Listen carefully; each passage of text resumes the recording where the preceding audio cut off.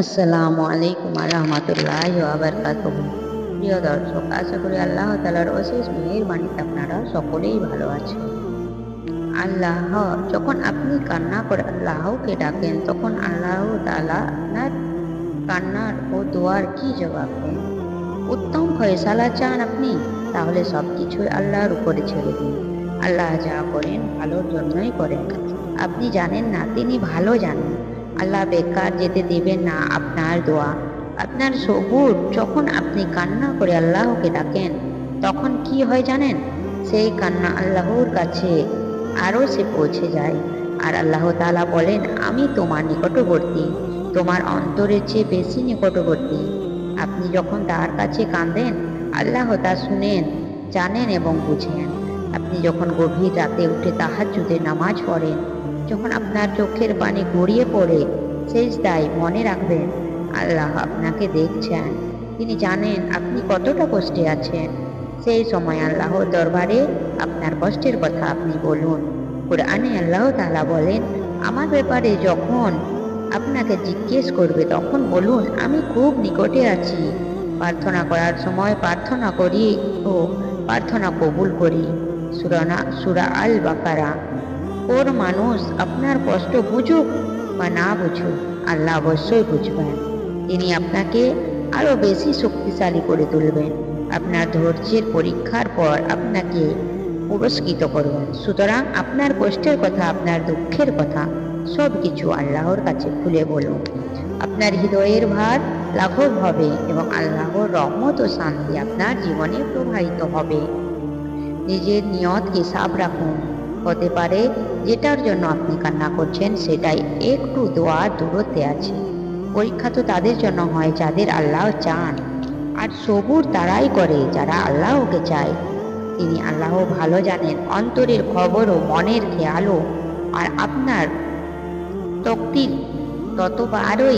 ততবারই পরিবর্তন হয় যতবার আপনি তার সামনে হাত পাতেন।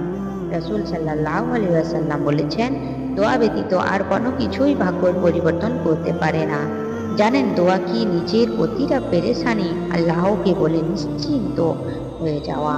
ইমাম আলী আলাইহিস সালাম বলেছেন, যে তকবীরে বিশ্বাস করে সে নিজের উপরে আসার বিষয়ে ঘাবড়ায় না। মানুষকে হাজারবার মিনতির পরেও রাজি হয় না, আর আমার রব একটা সেজদায় রাজি হয়ে যান। আমি তিনার সাথে কথা বলতে অনেক পছন্দ করি, কারণ তিনি আমার কথার গুরুত্ব দেন এবং মনোযোগের সাথে শুনেন। প্রিয় দর্শক, কষ্ট আল্লাহর সাথে শেয়ার করলে রূহটাও শান্তি পায়। কিছু সময় আল্লাহর স্মরণে কাটালে নিজের সময়টা ঠিক হয়ে যায়।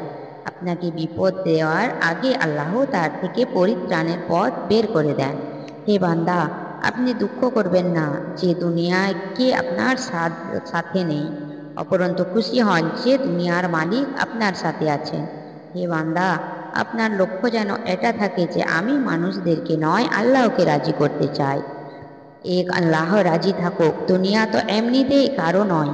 লোকে তার হাসানো মানুষগুলো একান্তে আল্লাহর সামনে অনেক কান্না করে। যখন আপনার শান্তির কানেকশন কোনো মানুষের সাথে থাকে, তাহলে বিশ্বাস করুন আপনি আর শান্তিতে থাকেন না।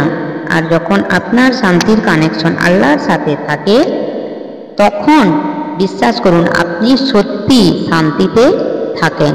ভেঙে যাবার পর আপনার মধ্যে যে সাহসটা আসে, তখন বুঝবেন আপনার রব আপনাকে ধরে নিয়েছেন, আপনাকে সামলে নিয়েছেন। না জানি কিভাবে আমার আল্লাহ আমাকে পরীক্ষা কঠিন নেন, আবার হারাতেও দেন না। জানেন আল্লাহ কেন আপনাকে পরীক্ষা করেন? তিনি অনেক সময় এজন্য আমাদেরকে পরীক্ষা করেন যাতে আমরা তিনার নিয়ামত বুঝতে পারি, তার শুকরিয়া আদায় করি।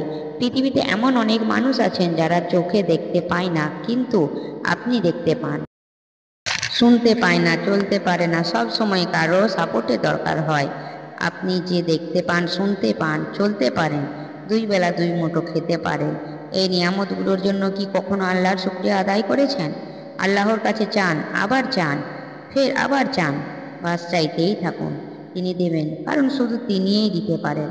মনে রাখবেন, আল্লাহ আপনাকে পরীক্ষা অবশ্যই করেন, কিন্তু একা অসহায় কখনো ছেড়ে দেন না। কঠিন সময়টা দুনিয়ার এমন এক জাদুকর যেটা কাছের মানুষদের আসল রূপটা ফাঁস করে দেয়। হাজারটা সম্পর্ক যার অস্তিত্ব, কিন্তু আমার আল্লাহ ছাড়া আপন কেউ নেই। আমি তাই করতে যেটা আল্লাহ চান, আর সেটাই হতে থাকলো যেটা আমি চাইছিলাম। চিন্তা করবেন না, মানুষ ভুলে যাবে কিন্তু আল্লাহ তাআলা ভুলবেন না।